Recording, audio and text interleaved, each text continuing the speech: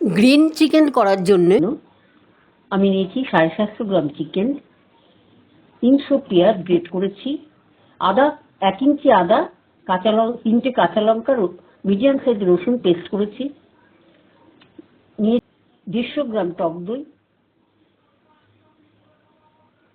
কিছুটা ধনেপাতা, 2টো তেজপাতা, হাফ দারচিনি, 2টো এলাচ, 2টো লবঙ্গ।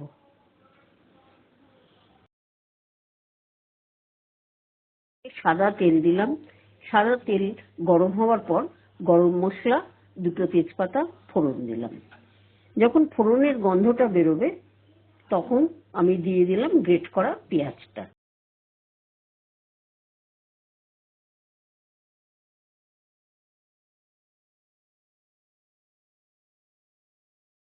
পেঁয়াজটা নাড়াচাড়া করে করে যখন লাল ভাব আসবে ততক্ষণ পর্যন্ত আমরা নাড়াচাড়া করে যাব।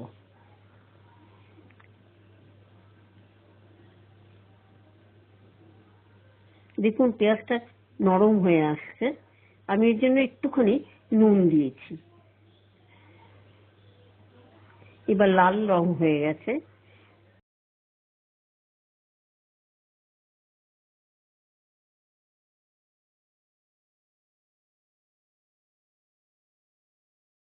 আদা রসুনের পেস্টটা দিয়ে আমি ভালো করে পেঁয়াজের সঙ্গে কষাতে থাকবো। দেখুন খুব একটা কিন্তু মশলা আমি দিইনি, হ্যাঁ, কিন্তু দেখবেন খেয়ে খুব ভালো টেস্ট হবে আমার মনে হয়।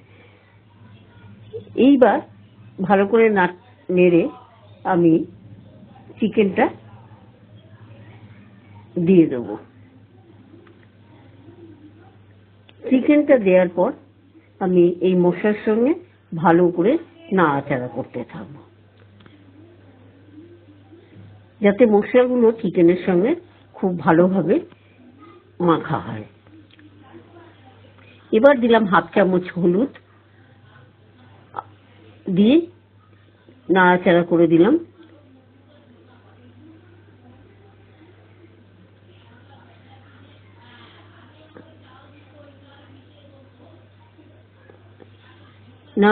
নাড়াচাড়া করে এবার আধ চামচ ধনের গুঁড়ো, হাফ চামচ ধনের গুঁড়ো দিয়ে ভালো করে নাড়াচাড়া করতে হবে।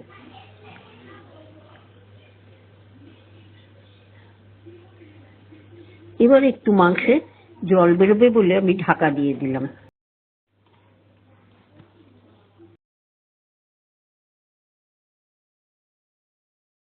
চাপা দিয়ে বেশ খানিকটা কষাবার পর দেখুন কতটা জল বেরিয়েছে।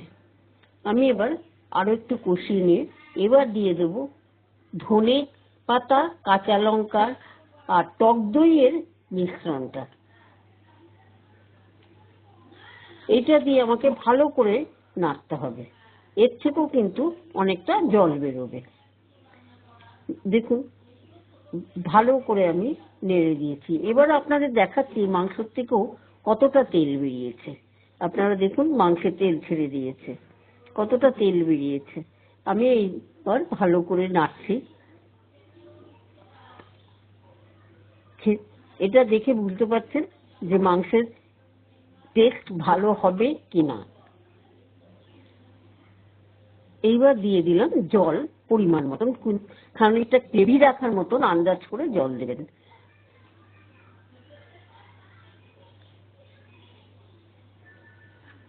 আমি আরেকটু জল দেবো এর মধ্যে।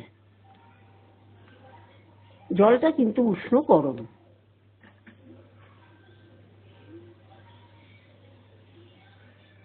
মাংসটা এবার ফুটতে দিলাম।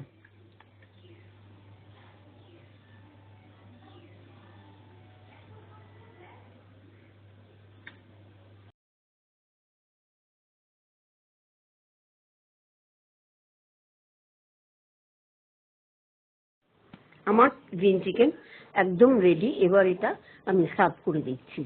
কেমন লাগলো দয়া করে কমেন্ট বক্সে জানাবেন।